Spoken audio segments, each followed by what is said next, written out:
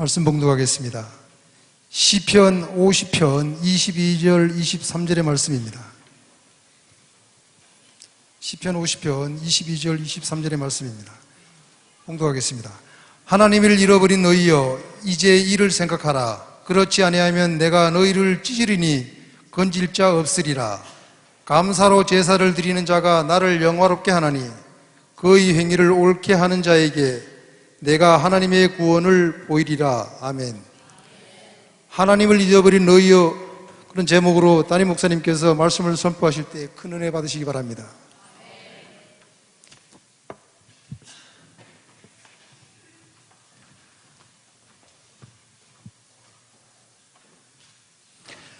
네, 오후 예배 때도 감사 예배에 나오신 여러분 사랑하고 축복합니다.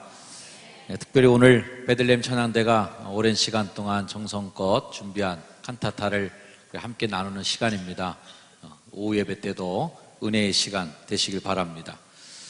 오늘 하나님을 잊어버린 너희여, 이제 이를 생각해라. 잊어버린 것을 다시 생각해야 되는 시절입니다. 어떤 부자가 아버지하고 아들이 밖에 나가서 외출을 했는데 아들이 아빠를 보니까 신발을 짝짝이로 신고 오신 거야. 한쪽 발은 빨간색, 한쪽 발은 노란색. 아빠 그게 뭐예요 신발이? 어휴 큰일 났네. 그래서 야 이거 안 되겠다. 이거 어떻게 이러고 다니냐 창피하게. 빨리 집에 가서 신발을 도로 갖고 와라. 그래서 아들을 집에 보냈습니다. 집에 가서 이제 헐레벌떡 뛰어갔다 오더니 아들이 빈손으로 오는 거야. 야 이놈아 신발 갖고 그랬더니 도로 왔어.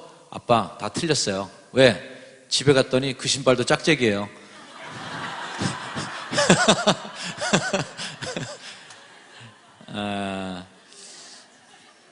생각 없이 살면은 골치 아픕니다.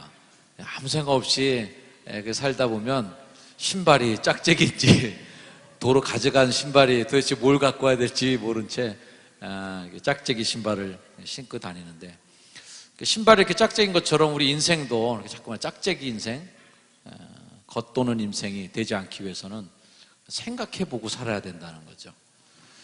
여러분 생각을 깊이 하면 뭔가 생각이 납니다. 어떤 생각이 나냐면 우리 그리스도인들은 하나님을 생각하셔야 돼요. 생각 없이 막 살다 보면 하나님도 잘 떠오르지 않을 때가 많이 있습니다. 너무 분주하게 막 돌아치다 보면 하나님을 잊어버리는 거죠. 오늘 시편에 있는 말씀처럼 하나님을 잊어버린 너희여. 자, 어떻게 보면 슬픔의 말이기도 하고 또 우리들에게 대한 꾸짖음의 말이기도 합니다. 우리 옆에 분에게 한번 축복해 주세요. 하나님은 잊어버리지 맙시다. 네, 하나님 잊어버리지 마시길 바랍니다. 잊지 말아야 될 것이죠. 미국의 기업가였던 하워드 휴즈라는 분은요, 영화, 방송, 항공회사, 호텔, 도박장, 하여튼 50개 이상의 기업을 거느린 굉장한 부여입니다. 젊은 시절에는 헐리우드 영화 배우들과 수많은 연문을 뿌리는 아주 그런 카사노바 같은 사람이기도 했고요. 근데 이 사람이 45세 되던 해에 개인 기피증에 걸리게 되었습니다. 집에 무균실을 만들어 놓고 혹시라도 균이 자기를 괴롭혀서 죽을 수도 있다 겁내면서 말이죠. 혼자 무균실에서 살면서 음식도 독이 있을까봐 겁나갖고 매일 자기가 끓인 치킨 스프만 먹고 살았답니다. 이발사가 이발하다가 칼로나 또는 가위로 자신을 해칠지도 모르기 때문에 이발도 안 하고 면도도 안 하고 살아갖고 머리가 여자처럼 이렇게 굉장히 길게 내려오고 손톱과 발톱이 매의 손톱 발톱처럼 그렇게 길게 사는, 계열사 사장하고 만나야 되는데 그 계열사 사장도 혹시라도 나를 해칠지도 모른다는 생각 때문에 직접 만나지 않고 마이크로 얘기를 했대요. 마이크로. 나중에는 영양실조에 걸려갖고 비행기 타고 여행하다가 죽었는데 이분이 남긴 마지막 말이 유명한 말, nothing, nothing, nothing. 솔로몬의 얘기처럼 헛되고 헛되고 헛되다. 그렇게 재산을 많이 쌓아두고 그런 많은 회사를 거느린 사람이 영양실조로, 그리고 그 많은 돈을 갖고선 정말 행복하게 살지 못한 채 무균실에 들어가서 혼자 고독하게 치킨 스프만 먹고 앉아있고요. 만나서 사람과 떠들고 웃고 행복하게 왁자지껄하는 그런 식당에서 마음껏 사람들과 담소 한번 나누지 못한 채 늘 누군가 나를 죽이려고 할 수도 있다, 늘 누군가가 나를 해친다, 이런 두려움 때문에 결국은 외롭고 고독하게 살다가 죽은 거죠. 노벨상까지 수상했던 어네스트 헤밍웨이도 62살에 죽게 되는데 그 전까지도 아주 그는 험한 인생을 살았습니다. 부귀와 영화, 공명, 명예 다 있었지만 결혼도 여러 번 실패하게 됐고요. 또 결혼하고 또 결혼하는 그런 공허한 인생을 계속했습니다. 그가 마지막에 권총으로 자신의 머리를 사냥총으로 자신의 머리에 총을 쏴서 그가 인생을 마감하게 되는데요. 그 유서 속에는 이런 글이 있었습니다. 필라멘트가 끊어진 텅 빈 정구처럼 나는 공허하다. 우리가 볼 때 그렇게 행복할 것만 같았던 그분들, 그리고 뭔가 다 얻었을 것만 같았던 그러한 인생을 살았던 그분들이 nothing, 아무것도 없어, 텅 비었어.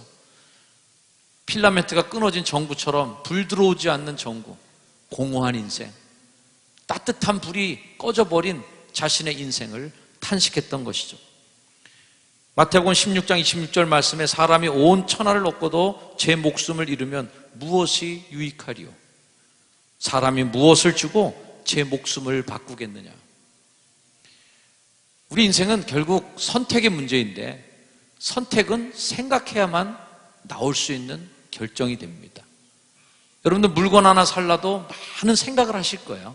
인터넷 서핑을 하면서 어디가 더 할인율이 높은지, 포인트를 살 수 있는 금액은 또 얼마인지, 어디 가면 또 1+1으로 덤을 넣어주는지 여러 가지로 생각하고 또 생각해서 물건 하나를 선택합니다. 선택이라는 것은 결국 생각의 결과죠. 여러분들은 과연 여러분의 인생에 있어서 어떤 선택을 했는가는 어떻게 생각했느냐에 대한 문제입니다. 오늘 성경 말씀 다시 한번 우리들에게 얘기합니다.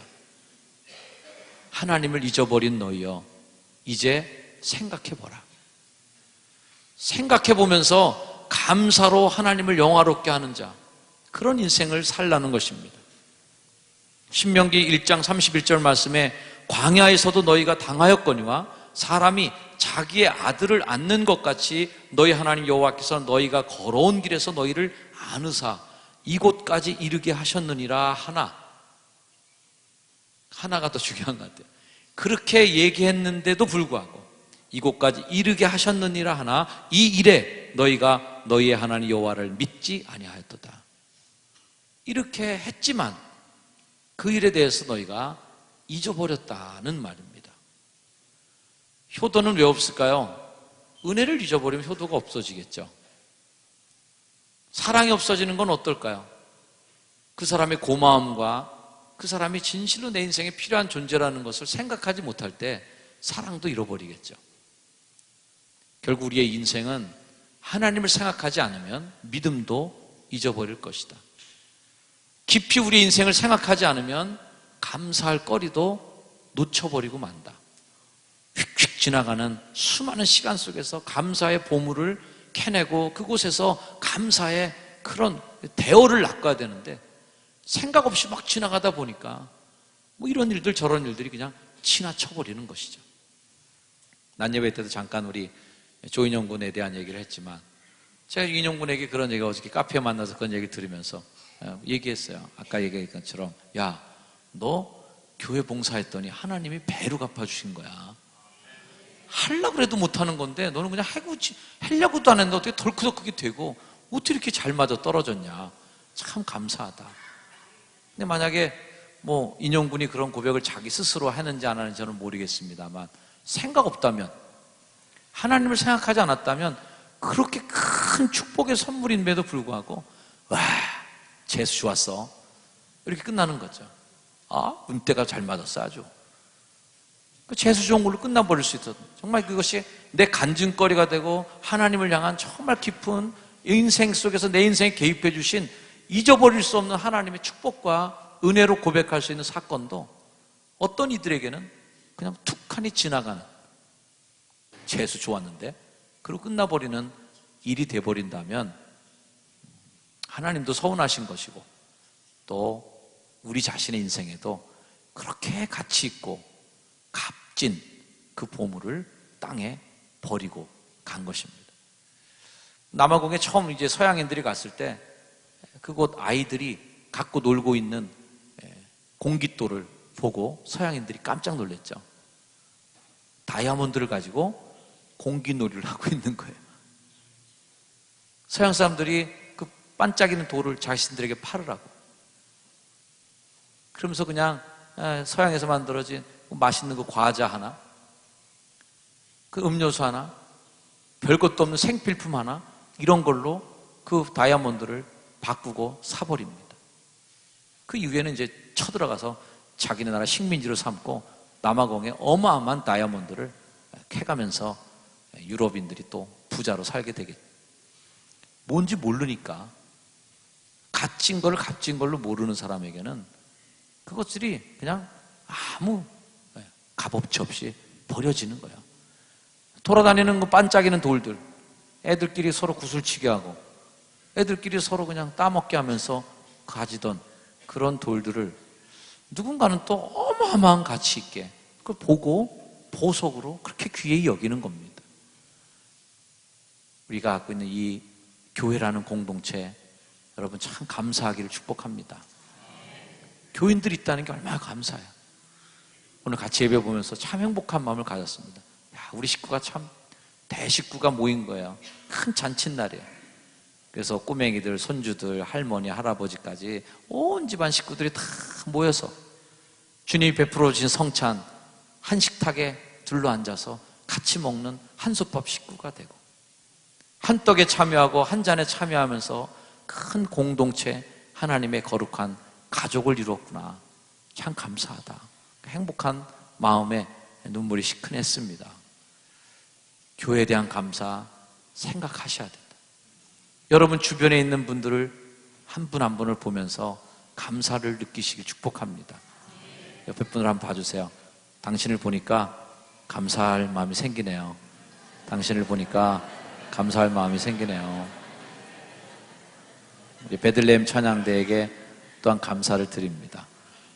노력하시고 정말 성실하게 성장하는 찬양대라고 생각해요. 할렐루야.